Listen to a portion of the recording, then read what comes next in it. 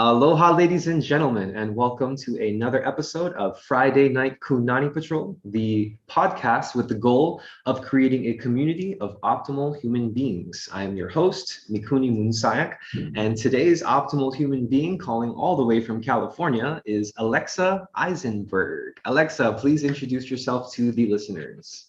Thanks so much for having me. First of all, I love that you are a mixed martial artist, and I'm sure we'll get into all stuff UFC, but my name's Alexa. I am a registered dietitian.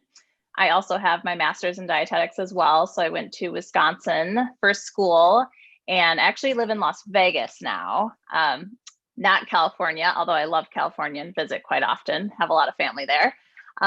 So I am RD, MSRD, currently working towards my CSSD, so my Certified Specialist in Sports Dietetics credential as well. A lot of experience with sports nutrition. So I worked for the Wisconsin Badger athletic department, collegiate level sports. There I worked football, basketball, hockey, all sorts of team sports. Never really had the individual sport aspect until I actually got to the UFC. So I worked at the UFC for 2 years. But before then, I actually, after I graduated, worked in eating disorders. So I worked at an eating disorder clinic, was involved with, anorexia, bulimia, binge eating disorder. I saw a lot of really tough cases. But it also kind of sparked my interest to get back into sports nutrition because there were a lot of athletes and over-exercisers in that field. So I moved out to Las Vegas, left everything I knew back in Wisconsin, don't miss the cold by any means, and pursued a career at the UFC. So I worked with the professional athletes for 2 years. I would say I probably interacted with close to 75% of the roster in those 2 years. And then in July, I actually started my private practice. Once COVID hit and I had some family stuff going on, I was like, you know what, I'm going to work for myself. I'm going to work from home. So I started a private practice in July, Alexa Eisenberg Nutrition, and it is going very well. And I've been doing that ever since. Well, thanks to COVID, you started this private practice, and thanks to your private practice, now I was able to follow you, and now we were able to meet. So yeah, it's great. And I think social media is such a huge thing. And I really wasn't a big social media person before starting my private practice, but that's really how people get to know me and how I get, clients. So it's really almost fundamental now to my business. all of your stuff on TikTok is super educational and very entertaining. So you're doing a thank great you. job at that. Yeah, I was a former dancer, and that's actually how I got into nutrition, because I found that when I was eating, McDonald's after practices or really kind of crappy foods for my body, I noticed what an impact it had on my performance, my recovery, and just my overall health. So that really is how I started getting into the nutrition field. Nice. What kind of dancing?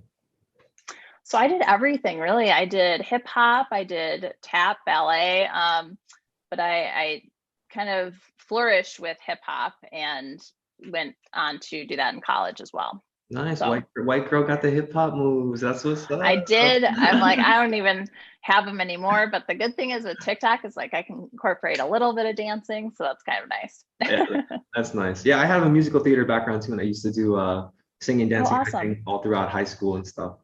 But enough about me. Let's get into you. So about the UFC. Tell me about that. Yeah. How'd that feel? What did they have you do? What were you responsible for? Yeah, the UFC, I mean, it was a dream job. Throughout my career in dietetics, I always wanted to get into professional sports. And funny thing is that I never thought I would go to the UFC. I didn't know much about the UFC before I actually started working there. Forrest Griffin was actually in my interview, and he was my coworker for 2 years. I didn't even know who he was. So, so it's pretty funny. But I was actually the coordinator. So we have Clint Wattenberg, who is, I guess, the director. And then we had Charles Stoll, who is the manager, and then myself as a coordinator. So I was actually really involved in the food service side of things. So the collaboration with the kitchen, making sure that the athletes were getting nutritious, adequate meals. At the UFC Performance Institute, I was involved with a lot of metabolic testing. So we did RMR We did metabolic efficiency testing. We did body comp testing. And I was really involved on like the forefront and kind of like was on the ground, making sure that the athletes were, getting their testing done and then sharing the results and then kind of having a game plan for what to do based on where they are in their camp or out of camp. Wow. So you guys weren't collecting data for specific studies or anything? Not for specific studies. Maybe probably down the road, they'll probably do some stuff related to that, but it was more just for data for the athlete. But our technology that we had there was so incredible. We had a DEXA, we had a metabolic testing machine. So that was, several thousand. The body comp was, a couple thousand. It's incredible, the technology that they have there. And even like the physical therapy area, then there's a strength and conditioning area, there's a sports science area. And since I left, they've actually grown. They have another dietitian that they're bringing on. They're bringing on, I believe, another sports science guy. So just a lot of, it's really growing, but the demand was so big for the UFC Performance Institute. Because if you are a signed UFC athlete, you can use the facility for free meals, free physical therapy, free strength and conditioning. It's like, why doesn't everyone live in Las Vegas? So it's pretty Sounds cool. like Disneyland for athletes, for combat sports athletes, and even sports nutrition geeks. Sounds like Disneyland. It's pretty awesome. So if you're ever, I know you used to live in Las Vegas, but if you're ever back, I highly suggest, trying to get Actually, one of my goals is to, after this whole MMA career, I'd like to go back to school. I'm not sure exactly what I want to pursue yet because the sports nutrition, sports science world is so big. Like, I don't know if I want to go into physical therapy or nutrition or like sports science. Like, there's so many different fields, but I would love to pursue something and maybe eventually get a job at the UFC PI. That's what I was thinking. Because, like I said, that's awesome. Like freaking Disneyland. It's great. And it's really cool because the team is so tight knit, and everything's tied together. If there's athlete who has an injury, then nutrition needs to step in, and S&C needs to know how to alter the workouts based on that, that athlete's injury. So everyone is tied together. It's really like an amazing interdisciplinary approach. And we actually came out with a volume 2 of our, I don't remember what they call it, but it's basically like a huge, almost manual workbook type information. What do they call it? I can't remember. But if you look at the UFC PI website, it's on there. So that's coming out in a couple of weeks. Yeah, I've seen a lot of stories from people who are at the UFC PI and they have like the cryo chambers and like these buffets of food and these giant gyms, and it's like it makes me jealous. Pretty cool. It's really awesome. Really awesome. So loved the job, loved it. But I mean, my boyfriend's in the military. I have, some family stuff going on. So it was like really great to be able to work anywhere. So that's why I kind of started pursuing the career of, private practice. Yeah, awesome. It's great to be an entrepreneur, especially this day and age. So let's talk, before we get into the educational side, like let's talk about how you launched your business and maybe some struggles that you had along the way, some things you learned. Mm-hmm. Yeah, absolutely. I kind of started it as a side hustle, maybe a year ago, and then really took off when I left the UFC in July.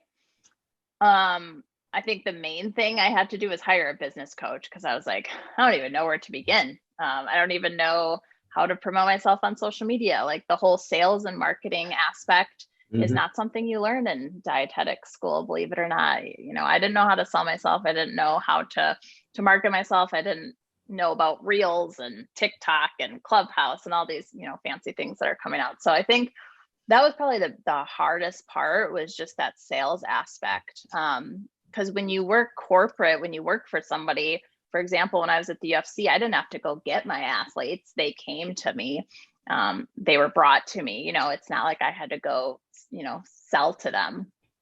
So I think that was probably the hardest part. But learning that along the way, also learning about taxes as a private practice entrepreneur, learning about, insurance and things that you don't necessarily get those benefits when you're working a corporate job.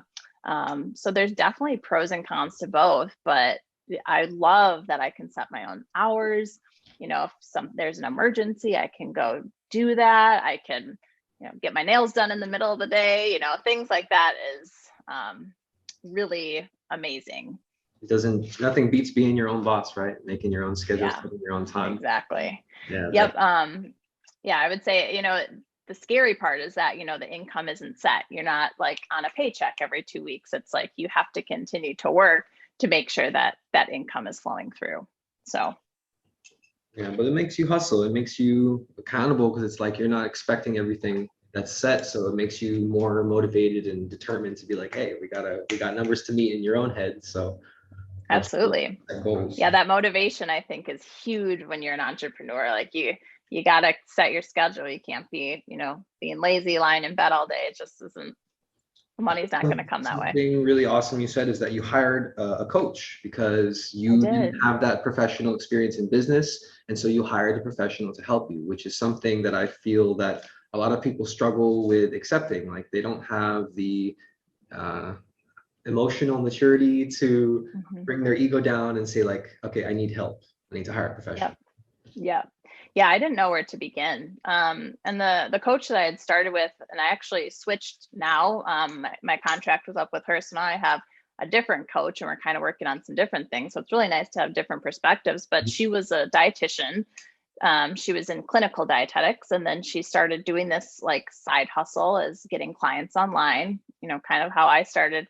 And then it just kind of exploded. And she just, kind of taught me all the tactics that she used.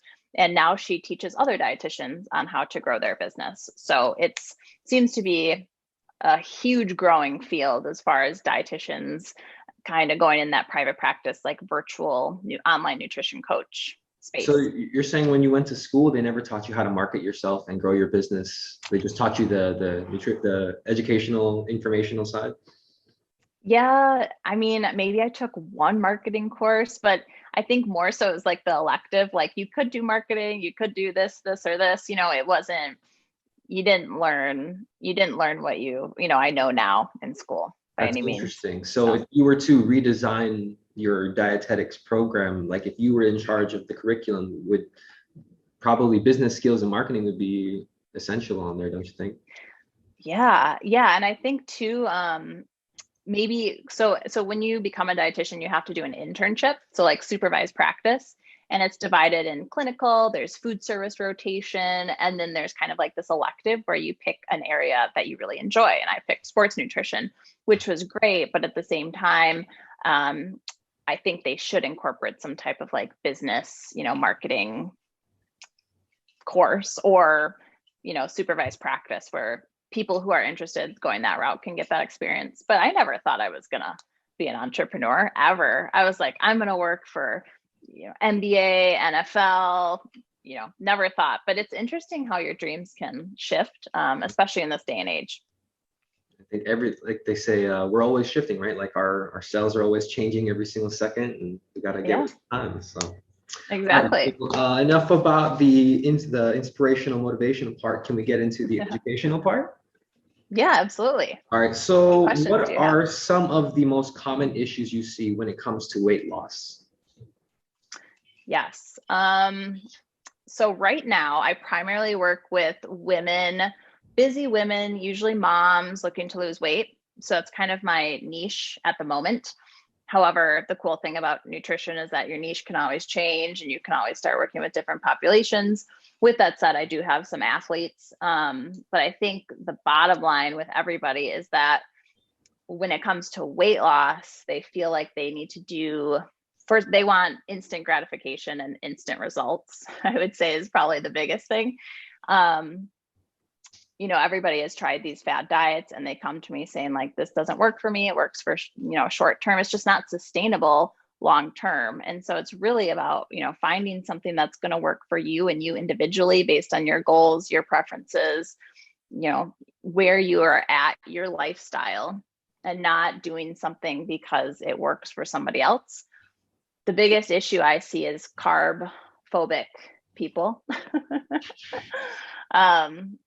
I saw this a ton with UFC athletes where they would come to me, almost full keto and just not recovering properly, not able to push through their workouts. And it's almost like where you got to go to the basics, like that education piece. And, carbs are needed for that high intensity exercise. And even if you're not an athlete, carbs are needed for brain function. They're needed for energy levels in general. So I really promote in my practice, balanced plates, and really focusing on kind of like that plate method where you incorporate carbs. It doesn't have to be a whole plate of carbs, but at least some, vegetables, fruits, whole grains in your diet, and not be scared of them, because it's not the carbs that are causing you to hold on to the weight. It's, excess of calories. So let's look at the big picture here and not just one macronutrient.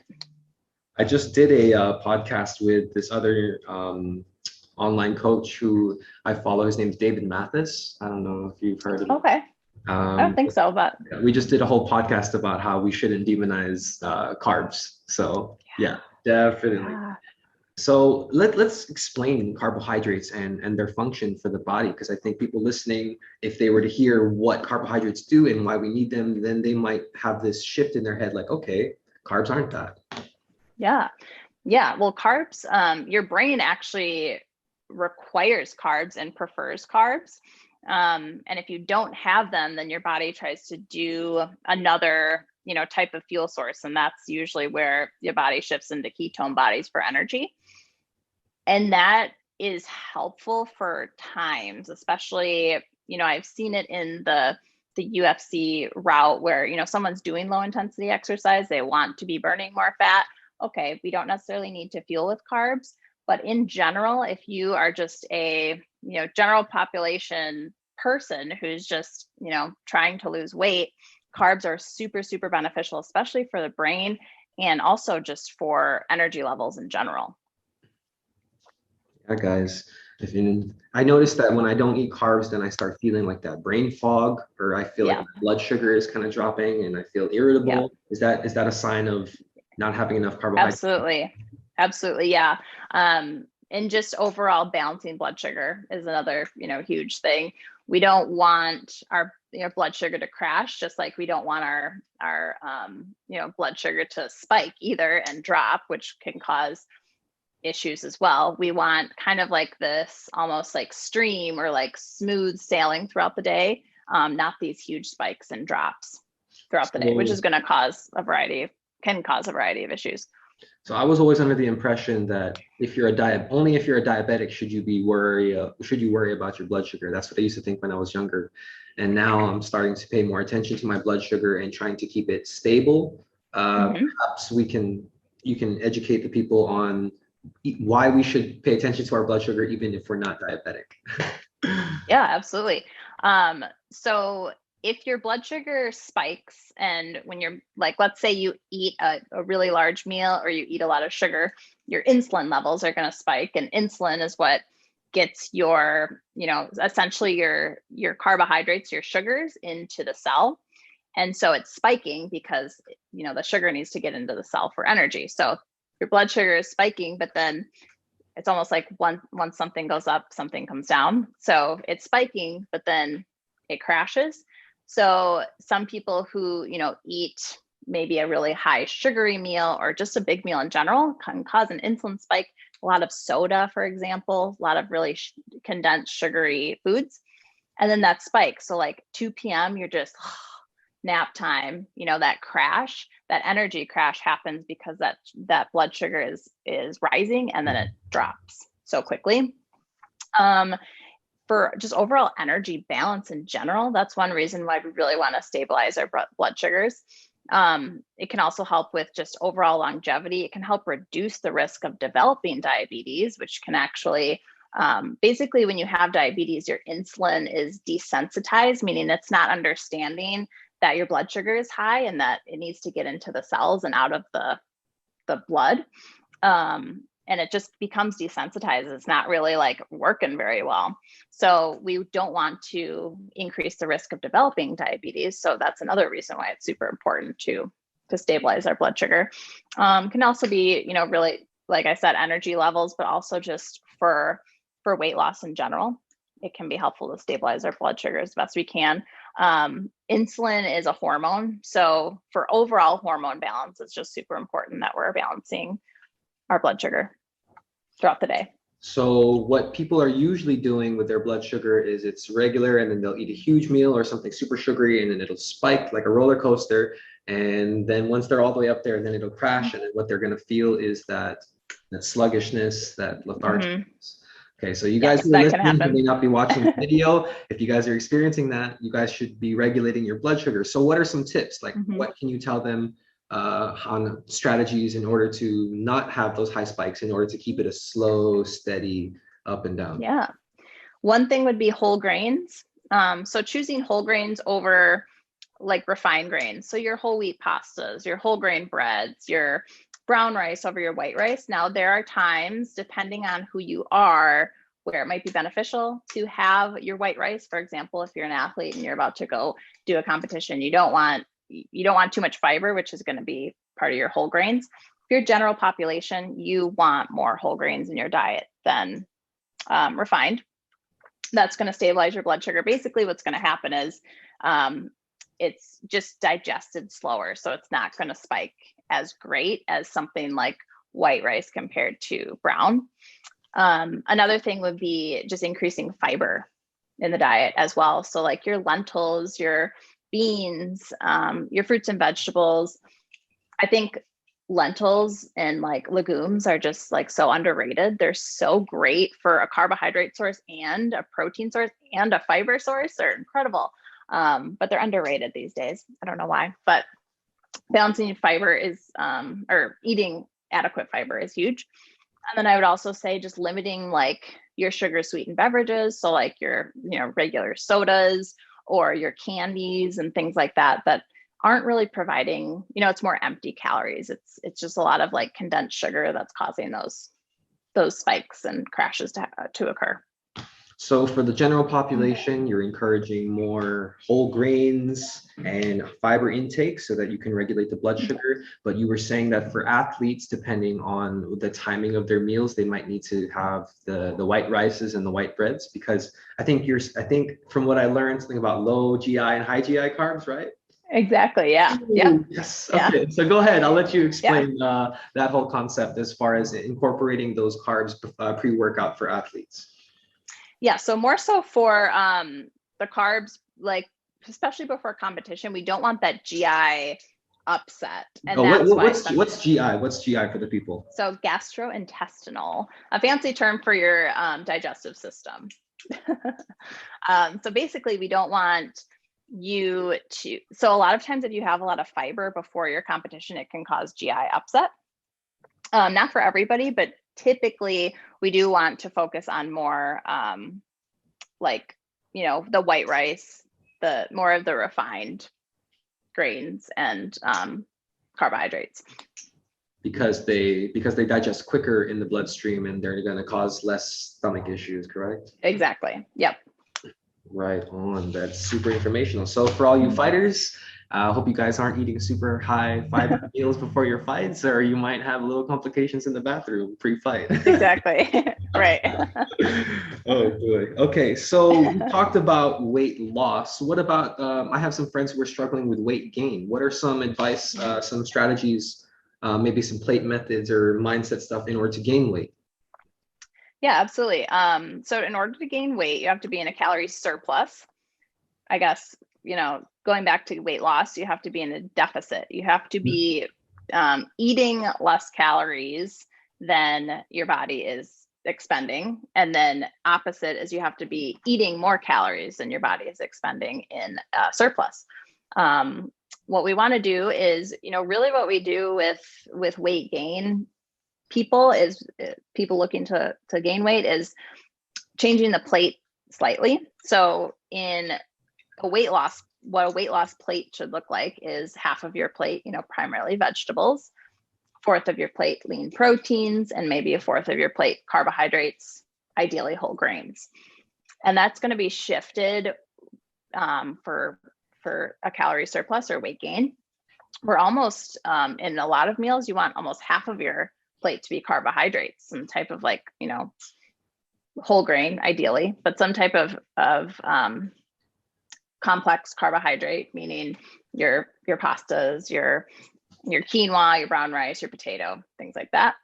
And then, a little bit more, or about a fourth still protein, but maybe a little bit more. And then, not quite as much vegetables. So vegetables are high volume foods, meaning that you can have a lot of them for a very little amount of calories.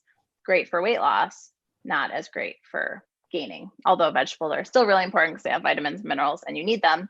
But we want to focus on, other foods that are going to provide more calories, and low volume foods, meaning foods that provide a lot of calories for a little amount, like your avocado, like your oils, like your nuts, your nut butters, things like that. I've worked with a couple people who are trying to gain weight, and they're like, I can't even imagine eating, 2,800, 3,000 calories a day. And by the end of the time we worked together, they're like, that was so easy. Like, just add on another slab of peanut butter, throw in another half of avocado, drizzle more olive oil on, your food, things like that. Really simple tactics that can really add up and make a huge difference. I would say also just like easy ways to get in food would be like making like a really dense like protein shake with, a lot of nut butter. Cowboy Cerrone loves avocado. I'll never forget that when I worked with him. he always put avocado in his smoothie. I was like, that's the weirdest thing ever. He's like, listen, you got to try it. It's so good. And it's actually really, really good. It makes it really smooth and awesome. But just adding more like low volume foods in there. Okay, right on. So for the people who are trying to gain weight, you still need vegetables because they're essential for vitamins and nutrients, but not as much, more on carbs and high volume foods like avocados, oils, peanut butters, nut butters, all that kind of stuff. Exactly. Yep. All right. And what I would say also with either direction you're going, don't make it too drastic. Like if you are, maintaining your weight, or if you're losing weight and you're trying to gain weight, don't add, the next day, add another 1,000 calories and try to catch up to that. Slowly increase 100 calories, each week to get you up to the point where you feel like, okay, my body can handle that. Too many people just try to jump the gun because they want those instant results. Mm-hmm. Slow and steady wins the race. Either direction you're going. I wish people knew more about that, because like you said, everyone's too stuck in this instant gratification age and they want everything now. But when it comes to all of your goals, whether it's weight loss, business, relationships, everything, it's slow and steady. It really is. Absolutely. Let's talk about what happens when people try these crash diets. What is the main problems you see? Like, what are the main symptoms people are experiencing when they start these crash diets? Yeah, I think the main thing that they're seeing is like, how can I do this long term? Like, it just isn't sustainable long term for my lifestyle. I see people doing keto, and it's like, okay, I'm going out to dinner and there's, all I can have is chicken breast and, a piece of avocado, it's just not realistic long term. And I always tell my clients, like, you shouldn't be miserable in this process. Like, it's okay, to eat all foods. It's just a matter of consistency and moderation. So I would say, the biggest thing is it's just not sustainable long term. But I think that instant gratification where the weight is starting to come down, by the way, it's not fat loss that's coming off right away, everybody. It is water. So when, for example, in keto, when you stop eating carbohydrates, when carbs are stored in the body, a lot of water has to be stored with them in order for them to be able to be stored. So when you don't have carbohydrates in your liver and your muscles, a lot of water is lost with that, meaning that your weight is coming down, and you see that on the scale, I lost 5 pounds this week. You did not lose 5 pounds of fat. So I would say that's another thing, is that they see that instant gratification, but once they look long term, they're like, okay, you know what? Yeah, maybe I'm losing weight, but the reason you're losing weight is because you're just in a calorie deficit. It's not anything fancy. You just cut out a whole food group, literally a whole food group. So there's ways to do it where you don't have to cut that out. With that said, though, I'm not anti-keto. I think it can work for some people. It can work long term for some people. but you have to find what works for you and your lifestyle. Don't compare just because it worked for someone else. Just like intermittent fasting, I see, oh, okay, so I'm not eating until 1 p.m., but these people are like so hungry in the morning. They have brain fog, their energy's low, their workouts are crappy in the morning because they just don't have any fuel.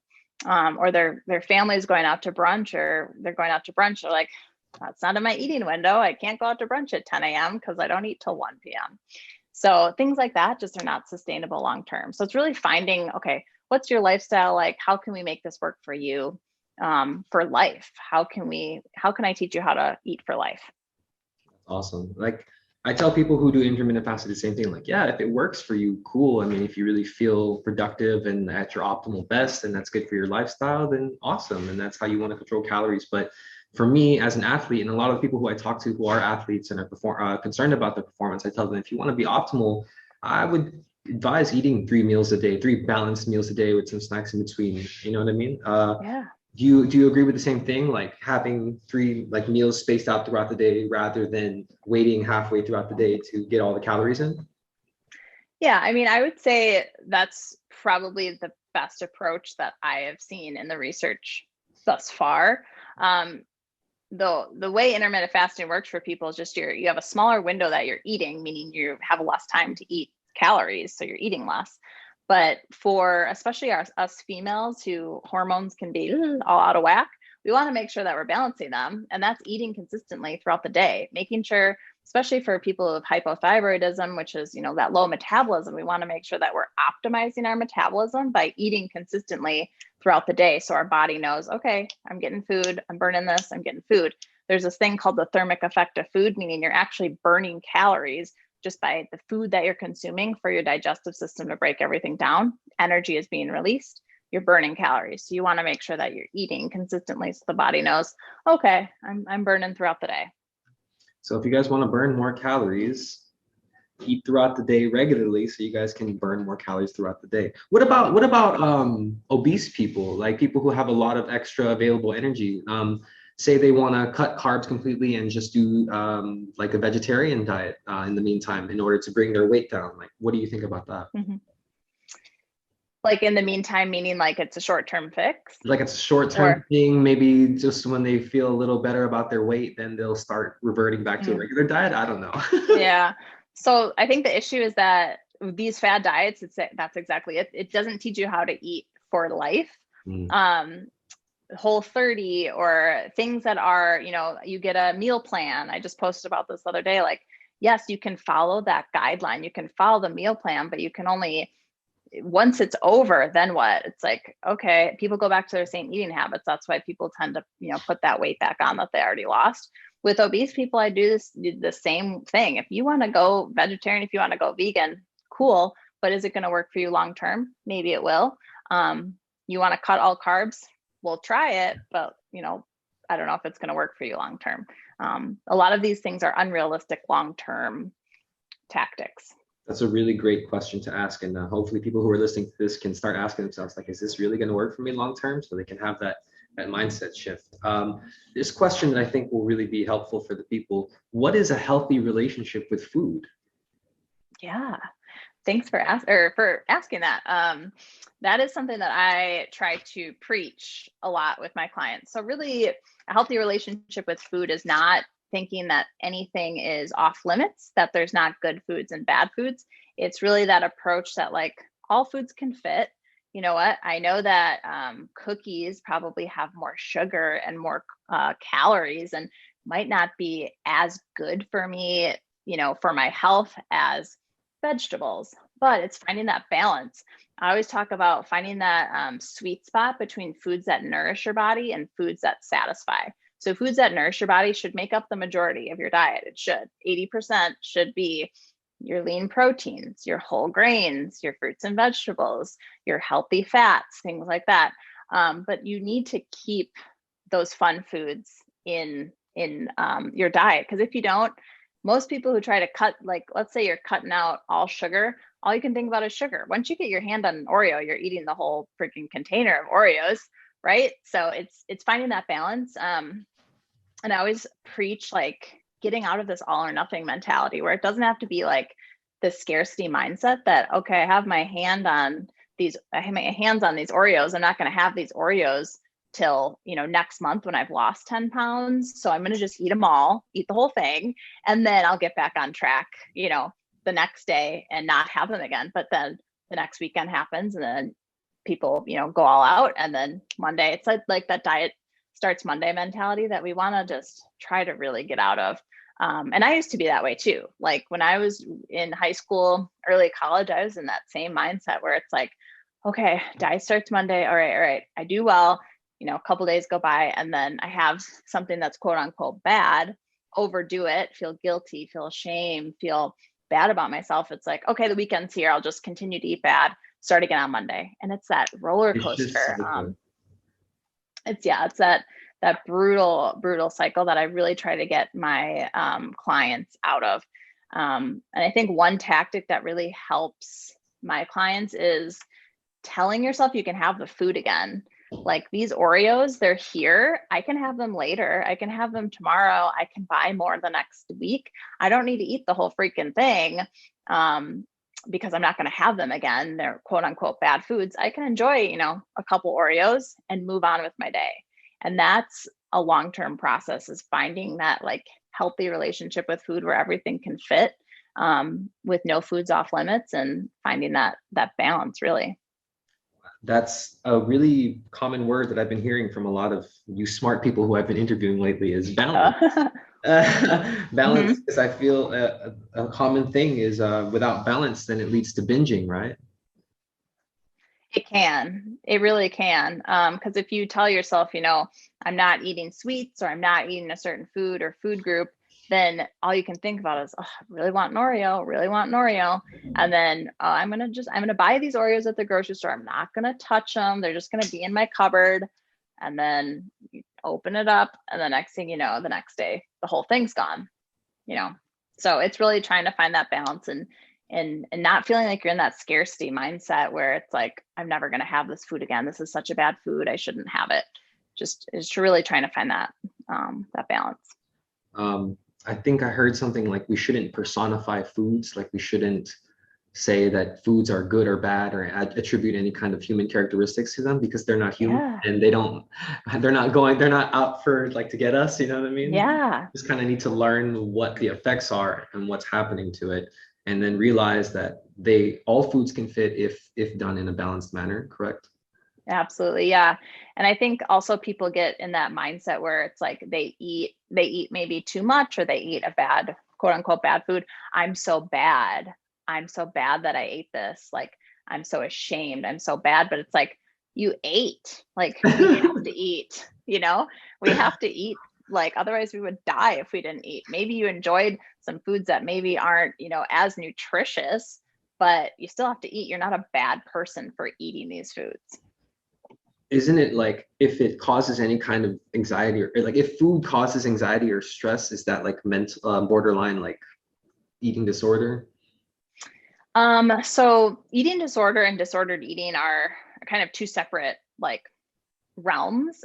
Eating disorder is defined and there has to be a doctor to diagnose. That's the word I'm looking for, to diagnose, as opposed to disordered eating, where yes, that disordered eating, anxiety around food, and even not even around food, maybe like over exercising or feeling like you have to, work out a certain amount per day, or, the scale, having a really poor relationship with the scale. A lot of my clients, like, it makes or breaks their day, where it's like, I'm up a pound, my day's ruined, or it's like, I'm down a pound, this is the best day ever.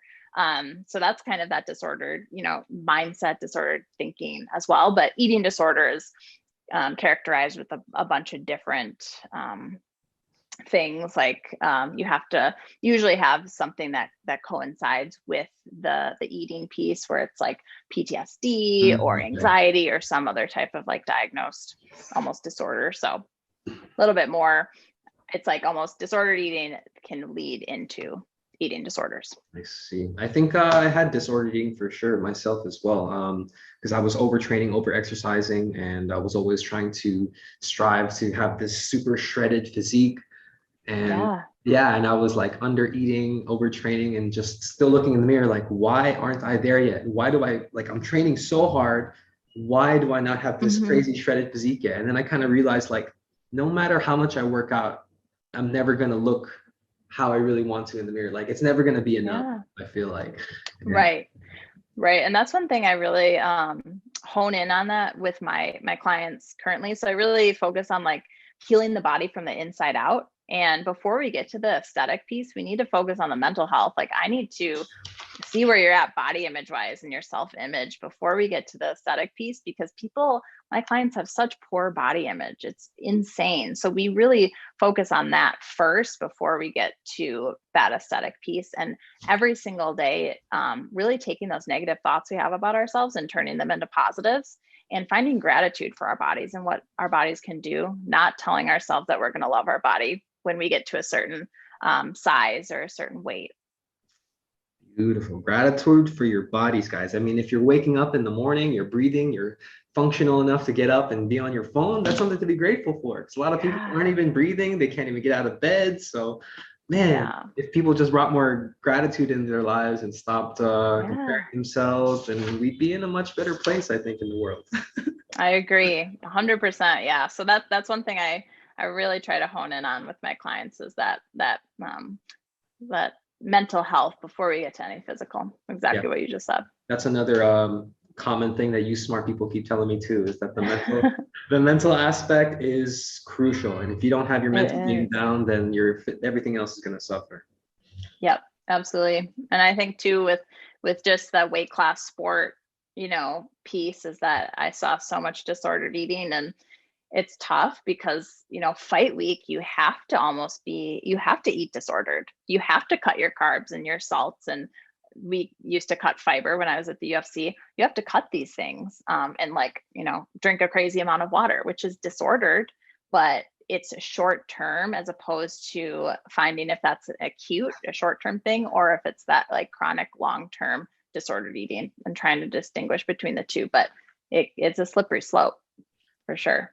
I just hope that people, I mean, I'm pretty sure it's probably happening. I just hope that not too many people are taking the fighter's approach of weight loss and trying to apply it to like their everyday life, you know?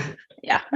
Right. Oh my God. No, for sure. That's so true. It's the thing with, fight week is it's a 3-day thing. It's not, a long-term process. If they did that, no one could make it, cutting weight over several weeks. But you definitely see a lot of athletes in like fight camp just already cutting their carbs and things like that, and like kind of trying to prepare for that cut. It's like, don't cut your carbs yet. Yeah, I was doing that. I've definitely made a So lot of those mistakes along the way. So yeah. let's talk about these specific diets. Like, what are your? I mean, we already said that intermittent fasting, vegan diets, they're not sustainable long term. What about carnivore diet? What's your opinion on that? The carnivore. Hmm.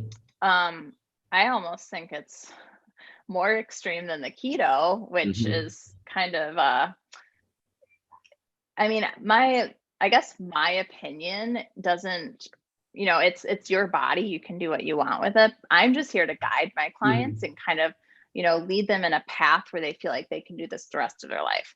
But what I would say with the carnivore is that you're missing a lot of like really important nutrients and especially macronutrients in your diet. Probably a ton of fiber. If you're really only eating meat, probably a lot of vitamins and minerals because you're not eating fruit, you're not eating a lot of vegetables. So it's really, trying to find that balance. But that's what I would say is probably not sustainable long term. But I'm not you, so I can't, tell that person what to do. But I'm just here to guide. It's interesting though, because there are a lot of people who are advocating for it, and they seem like really gung ho, and they are showing that they're making all these improvements in as far as their athletic performance, and like I don't Yeah. understand how. Yeah. And I think too, you got to think like, I mean, social media isn't all real. It's everybody's highlights. So maybe underneath the surface, maybe they're eating some carbs before their high intensity workouts. Maybe they're not pushing their body that hard. it's scientifically proven that if you want to hit high intensities, you have to have some type of carbohydrate source. You have to. So, to say that it's improving your performance, maybe you're, a long distance runner, maybe it could, but if you are, an MMA fighter or some type of athlete that requires high intensity work, you will not be able to hit those high intensities. CrossFit, a lot of examples like that. It's like, you need those carbs. You have to have them. Yeah, there's no way I could get through a jiu-jitsu session or a Muay Thai session or any kind of sparring sessions No way. while being keto or carnivore. Yeah, no, thank you. Yeah, no, absolutely not. So let's talk about weighing yourself. I know a lot of people can get a lot of anxiety when they see those numbers on the scale. Do you advise to weigh in every day, maybe just once a week, once a month? What's your opinion on weighing yourself? So it depends on the client. So I have some clients who don't weigh themselves at all. This one in particular, she's a collegiate athlete. She has a full-blown eating disorder. Therefore, I say you don't touch the scale. No. I have some clients who see great benefit weighing every single day. It doesn't affect them mentally. So they weigh every day. I have some clients who don't have eating disorders and don't weigh at all. Some clients who weigh every other day. I would say if you don't have anxiety around the scale, it's probably best to weigh a couple times a week, maybe every other day. Because if you weigh in once a week, that's great, but weight's going to fluctuate every single day. So if you can get like 3 points throughout the week, it's going to help see trends over time. I don't think, jumping from Monday to Wednesday is going to be a strong impact, but seeing how it's trending throughout the week and kind of getting that average number throughout the week is going to be helpful for people. But if you have any anxiety around the scale, if it makes or breaks your day, I would say we either pull back from it for a while or find other ways to measure success and your health journey, how your clothes are fitting, how your body image is, how you feel, how your sleep, stress, energy levels are. So there's other ways to measure, health improvements apart from just what the number you're seeing on the scale. Do you take measurements like circumferences of like the waist stuff? And yes, that's another measurements as well.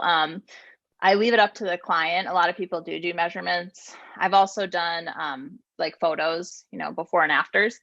I am kind of against those because I feel like, you can flex your abs 2 minutes later and you look like a completely different person.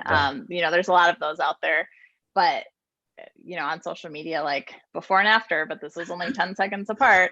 So I don't love the photo aspect. I think the measurements are great as long as the client is okay mentally. I heard in this one podcast, this guy was talking, Dr. Bill Campbell. Are you familiar with Dr. Bill Campbell? Runs a sports nutrition lab in Florida. He does a bunch of okay.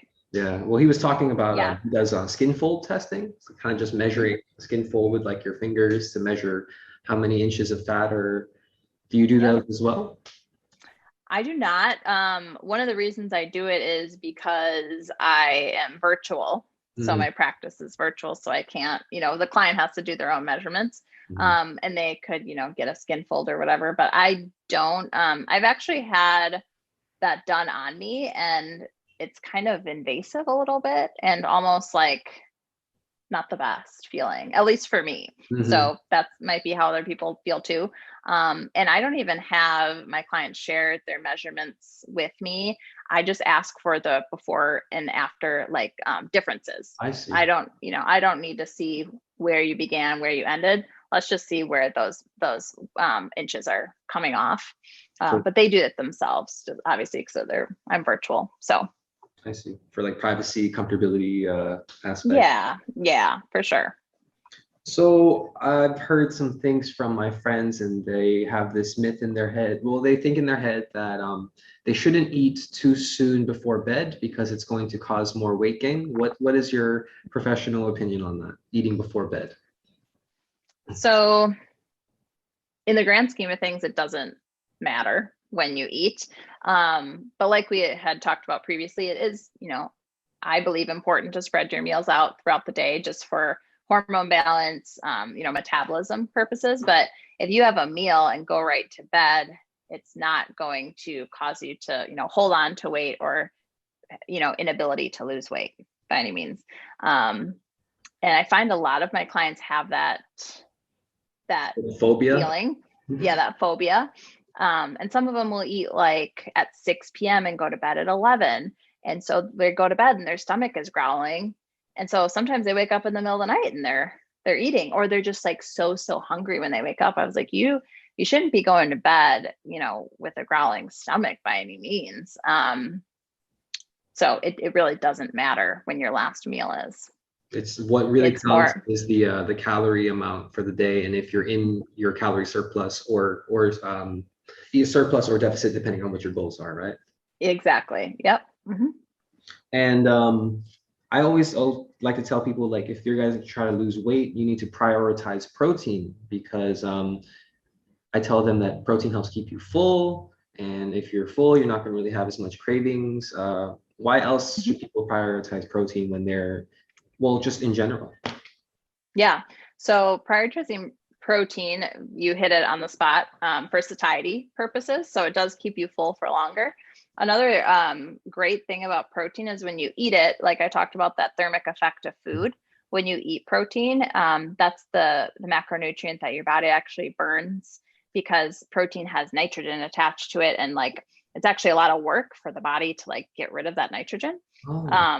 So that you burn more calories that way. Other reasons is because when you're in a deficit and you're losing weight, you don't want it to pull from the muscle. You don't want to be losing muscle. And obviously we know that protein helps repair and build muscle and keeps your muscles healthy. So we don't want to lose muscle when we're losing weight. Most of us, we want to lose our fat.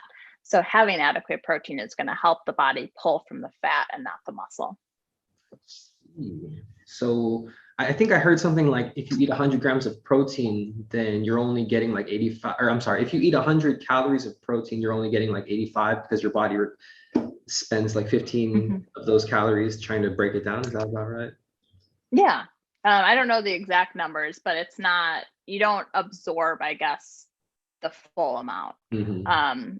If I had to give like percentages of total daily calories, I would say 25 to 30% of your calories should probably come from protein.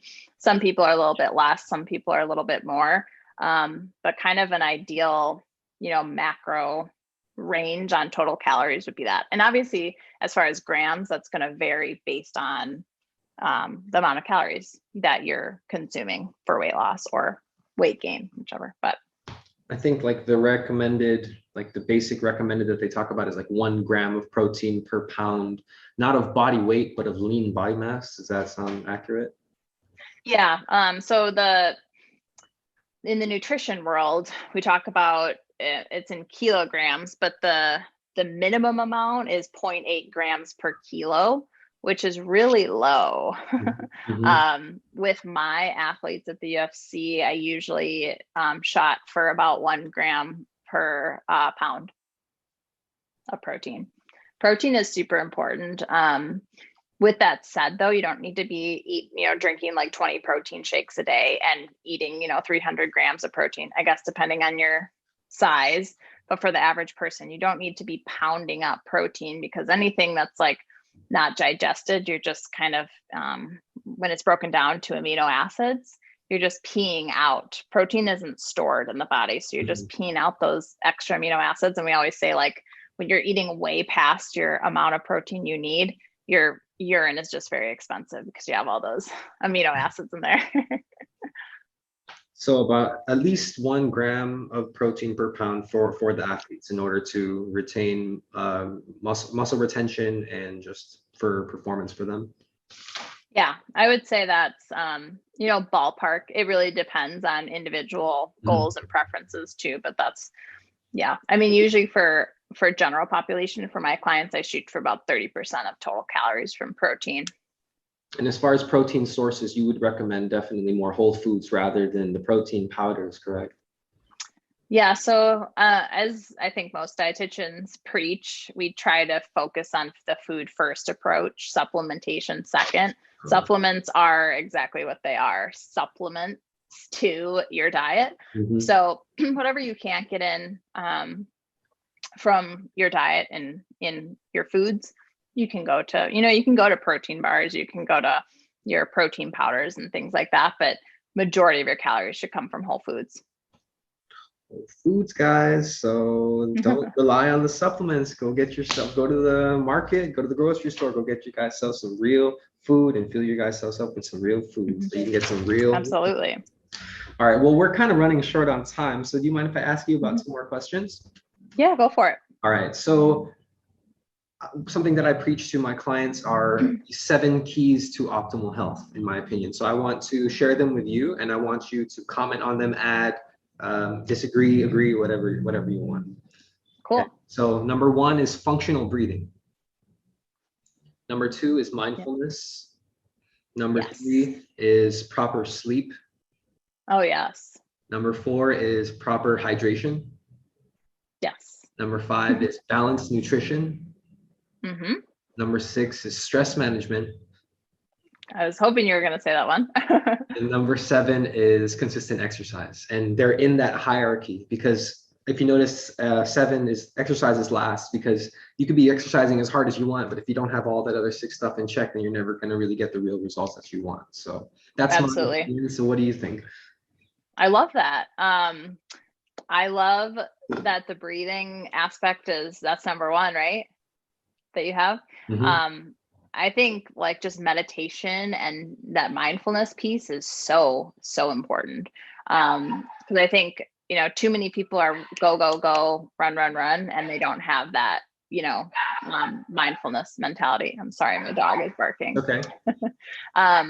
Agree with exercise last. I mean, you can be a couch potato all day and still lose weight. I don't recommend that by any means, but you need to make sure all those other things are in check before you get to that exercise piece. I think movement in general, though, is really important. Maybe not structured exercise, but increasing that non-exercise activity, just walking and just moving your body as a human, I think is really important. So if you guys are listening to this, take out your pen and paper and write down this word NEAT, right? Non-exercise activity thermogenesis, correct? Yep. Like basically all the stuff you guys are doing that's not exercise, get up, walk around a little bit and increase your movement so you guys can burn more calories throughout the day and just be more efficient human beings, I think. Yes, absolutely. But I love those. I think those are huge. I mean, what I preach really, those are great. I preach all those. I really preach consistency. I preach moderation, the all foods a fit approach. I preach mindfulness. And I also preach patience. I think patience is key. Just that slow and steady, the turtle's going to win the race in the long term. It's a long-term game. Your health journey is a long-term game. Yeah, functional breathing has been huge because I'm on my 2nd time reading this book called The Oxygen Advantage. It's by Patrick McCune, and he talks about the importance of nasal breathing and how too many people are over breathing, because he says that carbon dioxide is often viewed as a waste gas, but actually carbon dioxide, you need higher levels of carbon dioxide in your blood to increase oxygenation to the cells, the tissues, the organs. And so we need to increase our tolerance to carbon dioxide by breathing through our nose so that we are not letting out too much carbon dioxide, because there's just something called like the Bohr effect. And this blood oxygen dissociation curve saying that carbon dioxide is the catalyst for oxygen to be released from the cells. And once I heard that, that was like super mind-blowing stuff. And I've been practicing a lot of breathing exercises, pre-workout, post-workout for cool downs, and just been overall more mindful of how my breath anchors me to the present moment and how I can use my breath to activate beast mode when I need it, but for the most part, trying to stay calm and analytic with my everyday practice. Does that make sense? Yeah. Oh yeah. And actually, like right kind of a couple of months before the pandemic hit, UFC was starting to incorporate a lot of breath work. They had some really amazing professionals come in and just kind of And physical therapy at the UFC, PI does this too, where it's just like some athletes just don't know how to breathe. So it's just like teaching that. So it's very, very interesting. But what was the book that you The said? Oxygen Advantage by Oxygen Patrick Advantage. McCune. I'm gonna take a peek at MC, that. yeah, McKeown. There's this girl who I just interviewed. She's an Oxygen Advantage Master Instructor. She follows you on Cool. Instagram. Her name is Melissa Prieto. Yes, I know her. Yeah, you know her personally? Yeah, I do. Yeah, I've met her a couple times. We actually crossed paths when I was at the UFC because she has some UFC fighters that she works with. Yeah, so I just Yeah. interviewed her a few episodes ago, and she's an Oxygen Advantage instructor, master Oh, instructor. wow. Yeah, so I've been reading the book, but she's a master instructor. So she really enlightened me about how just so many things as far as the practices for nasal breathing and ways to increase tolerance to carbon dioxide. Did you know that every time you inhale through your nose, that there's nitrous oxide that develops in the nasal cavity, and that every time you inhale, nitrous oxide goes into the bloodstream and it opens up the blood vessels, allowing for more oxygenation throughout the body. Wow. Yeah, Wow. so like super mind-blowing stuff. So if you have the time, That's cool. I would definitely recommend you download the ebook and check it out because it's just been a game changer as far as not just sport performance, but mindfulness for life. Because functional breathing is number one. Because no matter how much you weigh, what your profession is, what your gender is, everybody breathes. So Hmm. everybody can take care and bring their attention to their breath. And I feel like once they bring their attention to their breath, then they can start being more mindful and aware of things like their health. Yes. I love that. Well, that's just I'm my gonna have to check out that book and also chat with Melissa because yeah, yeah, I know her. yeah, Um, definitely. and talk to her about that too. That's awesome. Okay, last one before I let you go. What is your opinion? Like, what is optimal human performance to you? I would say for me, kind of what we talked about is really encompassing all aspects of health. So your stress, sleep, you know, blood work, hormone balance, body image, your mental health. Um, and I think in the grand scheme of things, no matter if you're a professional athlete, if you're a collegiate athlete, if you're general population, longevity is huge. And that's where it's really finding what's going to work for you long term, and not hating the process, and really finding ways that you enjoy the process and have a desire to reach your health goals without being miserable. Okay. And I think that'll look different for everybody, but in the grand scheme of things, no matter if you're, one of the best athletes in the world or you're just general population, longevity is super important. How can you, optimize, yes, performance, but in the grand scheme of things, your longevity. And that's through all those aspects that I mentioned, and really finding your path to health. That's so And interesting. enjoying it. It's pretty much the same thing that a lot of the people said too, like that finding your own path. That's very crucial because no matter if I'm talking to dietitians, artists, fighters, they always say find what works for you. Mm-hmm. And that is something very powerful. It sounds very simple, but whoever's listening, I hope you guys can find maybe a dietitian to work with that works for you, maybe an exercise program that works for you, a diet that works for you, just something specific for you guys that works for you to keep you happy, to enjoy the process, to get it to where it is that you want to go. Yep. Sound Love about that. That was perfect. A perfect summary. Oh boy. Okay. Well, we are way over time. Alexa, thank you so much for all of your wisdom and education that you filled us with. Can you tell us what your social medias are so that the listeners can reach out to you? Yeah, absolutely. Thank you so much for having me as well. I really enjoyed our conversation. So I am at alexaeisenberg.rd. That's AlexaEisenberg.rd at, or not at, that is my Yeah, social media handle. for IG and also my TikTok as well. Really enjoy TikTok these days. I also have a free private Facebook group that I provide nutrition content in there. I go live a couple times a week, recipes, challenges, all sorts of awesome stuff on there. So that is just Ask Alexa. So kind of like the Amazon spin, I took that approach. They stole my name, so I stole their slogan. Just Ask Alexa, health and nutrition group on Facebook. And nutrition. Okay, and any last shout outs before we go? To all my growing community, I think. I started this Instagram at, I was at 100, 200 follows for a while, and it's slowly growing.